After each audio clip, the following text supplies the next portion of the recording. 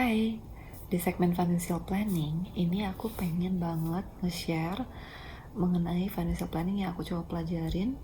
Yang awalnya yang aku pikir buat diriku sendiri atau buat keluarga aku ya.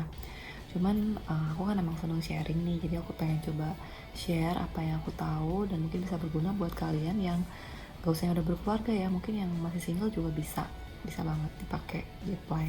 Nah, jadi sekilas aja aku cuma pengen kasih tahu basicnya dari financial planning. Ini tuh financial planning untuk individu ya, buat kita nih, buat keluarga, bukan yang kayak level corporate gitu, enggak, itu beda banget. Nah, sebenarnya apa sih financial planning? Ini adalah mengelola keuangan. Tentunya dalam asumsi kalian punya penghasilan gitu ya, entah dari kerja, usaha, atau mungkin masih dapat dari orang tua. Itu juga sama aja kan, tetap harus dikelola ya kan. Nah, sebenarnya kayak gimana sih bagusnya mengelola keuangan? Nah, aku pengen kasih tahu ada konsep yang namanya segitiga perencanaan keuangan. Jadi segitiga perencanaan keuangan itu ada 5 level gitu ya. Nah, ada 5 level, 5 tingkatan, di mana level paling bawahnya itu yang pertama adalah mengenai arus kas dan dana darurat. Nah, jadi apa sih maksudnya arus kas dan dana darurat? Arus kas itu sebenarnya intinya kayak pengeluaran wajib yang pasti kalian keluarin setiap bulan, setiap hari untuk memenuhi kebutuhan kalian kayak makan, kebutuhan utama gitu ya, listrik, air gitu kan, apalagi transport yang kalau misalnya nggak dikeluarin itu ya, nggak mengeluarkan expense itu, kalian nggak bisa hidup, nggak beraktivitas, nggak kerja gitu. Jadi itu kebutuhan wajib banget, itu harus kas. Kemudian kalau dana darurat apa? Dana darurat itu ibaratnya kayak tabungan dalam bentuk cash gitu ya, yang siap diambil sewaktu-waktu dan bisa dipakai untuk kalau ada kebutuhan darurat.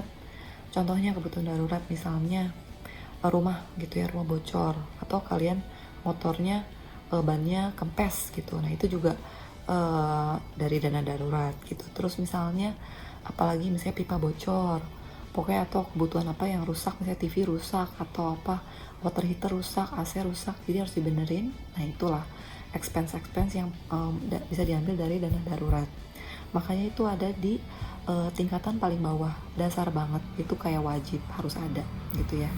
Nah, itu yang pertama. Kemudian yang kedua itu ngomongin manajemen risiko, istilah kerennya mungkin asuransi. Nah, kalau ngomongin asuransi sih sebenarnya mungkin kayak aku bakal share di video terpisah. Tapi intinya aku cuma pengen share satu asuransi yang paling penting, wajib banget kalian harus punya, yaitu asuransi kesehatan.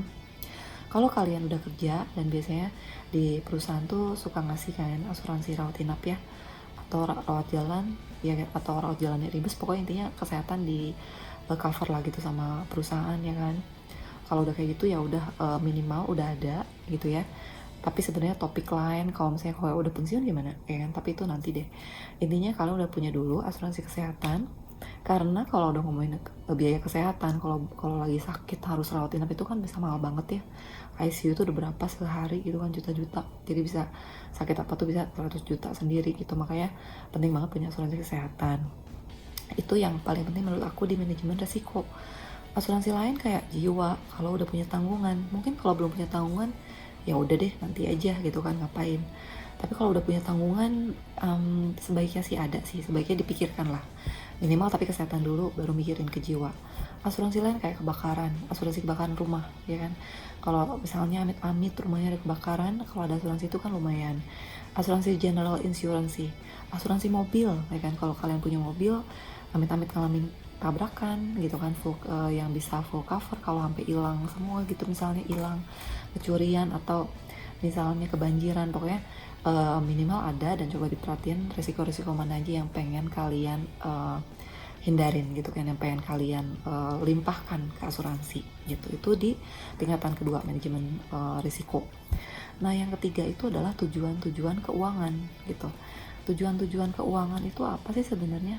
Ini berhubungan sama cita-cita, dan biasa kita kalau udah kerja pasti pada kepengen gitu kan. Nah, kepengen itulah yang disebut tujuan-tujuan keuangan. Contohnya misalnya kalian pengen liburan, kalian pengen misalnya S2, atau kalian pengen kayak ada usaha nyambi tapi perlu modal, pokoknya yang impian kalian lah gitu. Itu makanya taruh di layer ketiga, di tingkatan ketiga.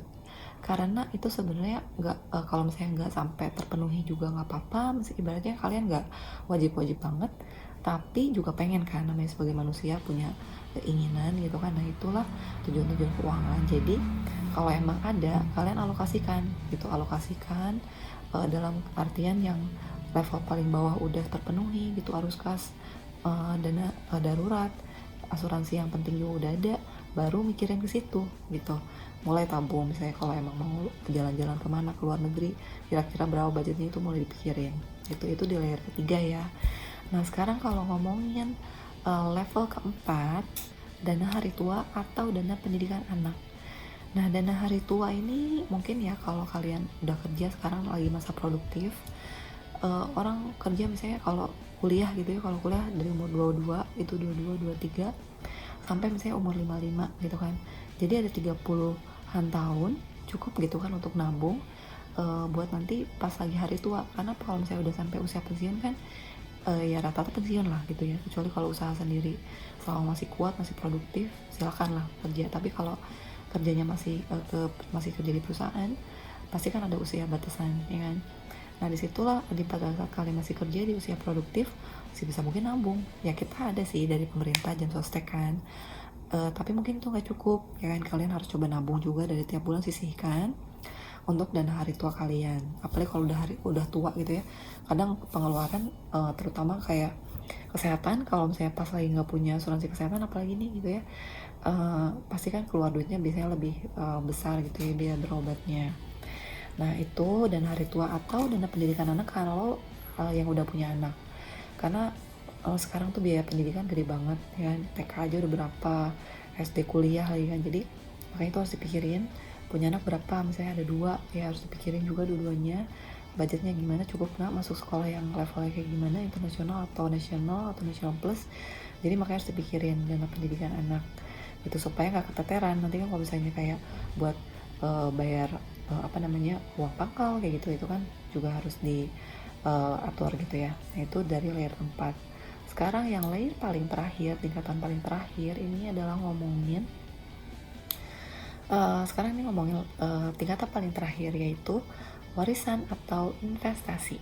Nah ini level paling akhir nih. Level paling akhir artinya setelah semuanya terpenuhi dari level 1 sampai 4, baru deh kalian mikirin investasi atau mau mikirin warisan. Itu investasi kayak apa? Oh saham, properti gitu ya, rumah, apartemen, emas ini ya gitu, yang biasanya jarang, susah dicairin gitu ya, bentuknya nggak liquid gitu kan. Nah itu investasi yang jangka panjang juga, bukan yang kayak mikirnya 2 tahun 3 tahun langsung ada nilai penambahannya gitu, belum tentu. Jadi makanya mungkin yang kayak 10 tahun ke atas itu investasi. Nah kalau warisan, kalau punya anak atau punya siapa yang emang ingin mewariskan dari harta kita kalau kita meninggal, itulah gitu di tingkatan terakhir ini. Nah ini kira-kira sekilas saya cerita soal segitiga perencanaan keuangan, biar bisa kasih gambaran ke kalian. Jadi kayak kebayang nih, oh sebenarnya mana yang wajib-wajib yang harus ada nih kantong-kantongnya sebelum bikin investasi. Aku cuma pengen cerita juga kayak dari pengalaman sharing-sharing sama temen gitu ya. Rata-rata tuh biasanya kalau setelah punya gaji udah gitu ada expense gitu kan, expense utama, terus ada sisa. Nah sisanya itu biasanya langsung diinvestasiin. Jadi berarti dari level paling bawah langsung naik ke atas. Biasanya kalau kayak gitu minusnya adalah ternyata kalian butuh nih buat misalnya berobat, jadi kan harusnya langsung nggak ada tabungan sih, dana darurat nggak ada, jadi akhirnya investasi harus cairin. Mending kalau investasinya udah berbunga, udah menghasilkan, meningkat dari hasil modal kalian. Kalau belum jadi rugi kan. Itu makanya pertimbangan sebenarnya perlu dana darurat, asuransi dan lain-lainnya sebelum mulai investasi gitu. Kalau kalian ada pertanyaan mengenai financial planning, bisa komen aja langsung di bawah, atau bisa email juga ke sansanbukanwawa@gmail.com. Oke, sampai jumpa lagi, dadah.